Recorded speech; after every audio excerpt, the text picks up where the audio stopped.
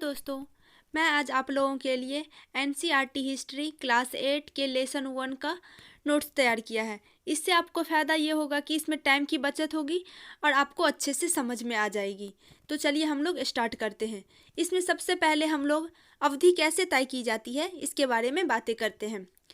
तो स्कॉटलैंड के अर्थशास्त्री राजनीतिक दार्शनिक जेम्स मिल ने ए हिस्ट्री ऑफ ब्रिटिश इंडिया नामक पुस्तक लिखा। इस किताब में इतिहास को 3 भागों में बांटा गया है, हिंदू, मुस्लिम और ब्रिटिश।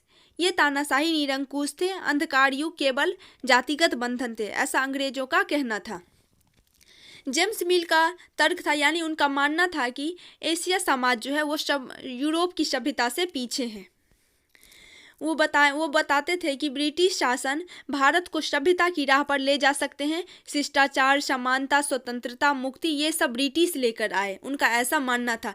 पर रियलिटी में ऐसा कुछ नहीं था। रियलिटी में बात ये थी कि अंग्रेज भारत को 2 भागों में बांट दिए, मध्यकालीन और आधुनिक काल। आधुनिक काल में विज्ञान, कला, तर्क, संस्कृति, लोकतंत्र, समानता, मुक्ति, ये सब उपलब्ध थे। लेकिन मध्यकाल में ये तीनों चीज़ें अब्सेंट थी। वास्तव में अंग्रेजों का शासन कैसा था, इसके बारे में हम बात करते हैं। तो वास्तव में ना स्वतंत्रता थी, ना ही समानता थी, ना न्याय, ना मुक्ति था, ना आर्थिक विकास था और ना ही प्रगति थी। जब ये सारी चीज़ें अब्सेंट थी, उस टाइम के काल को अंग्रेज औपनिवेशिकरण कहते थे। औपनिवेशिकरण किसे कहा जाता था? तो एक देश दूसरों देश के दबदबे में परिवर्तित हो जाते हैं, उसे औपनिवेशिकरण कहा जाता है। 250 साल का इतिहास लिखने के लिए इतिहासकार स्रोतों का इस्तेमाल करते हैं। इसमें अभिलेख, सर्वेक्षण, रिकॉर्ड्स आदि के जरिए इतिहासकार इतिहास लेखन करते हैं। तो 19वीं सदी में दस्तावेजों की नकल बनाई जाती थी। नकल बनाने वाले को खुशनसीबी सुलेख नसीबी कहते थे। ब्रिटेन की रानी विक्टोरिया का तीसरा बेटा ऑर्थर था। ब्रिटेन की जो रानी थी उसका तीसरे बेटे का नाम ऑर्थर था। इसे डायक ऑफ कनाड की उपाधि मिली थी। भारत का प्रथम गवर्नर वारेन हेस्टिंग्स था।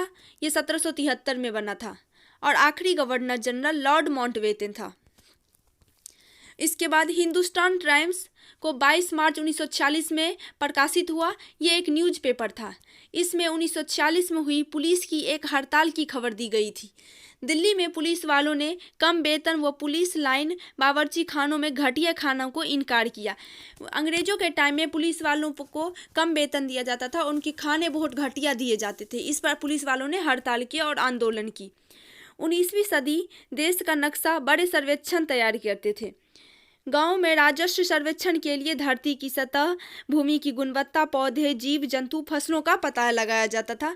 10 साल में जनगणना होती थी।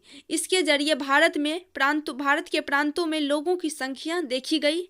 इसके अलावा जाति, इलाके, व्यवस्था की जानकारी प्राप्त होने लगी। जब 10 साल पर जनगणना होने लगा तो प्रत्येक साल कितने जनसंख्या बचे हैं, पिछले साल की अपेक्षा कितने हुए हैं, कौन सी जाति में बढ़ोतरी हुई है और कौन सी कम हुई है, इस सब की जानकारी मिलने लगी। तो ये चैप्टर थोड़ा शॉर्ट था, इसलिए वीडियो शॉर्ट ही बना है। अब हम अगले चैप्टर का नेक्स्ट वीडियो बना देंगे।